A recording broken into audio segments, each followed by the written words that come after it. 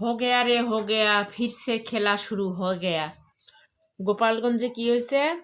Army, NCP party plus এবং কি ছাত্রলীগের মধ্যে তুমুল গন্ডগোল শুরু হয়েছে।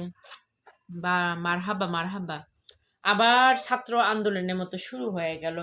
ঠিক আছে, তো দেখেন আমি ভিডিওটা শেয়ার করলাম, আপনারা দেখতে থাকেন। ঠিক আছে, স্টেডিয়াম পর্যন্ত ক্লিয়ার রাখছি। স্টেডিয়ামের টু ব্যাঙ্গালোর আছে গাড়ি সব মিক্স করে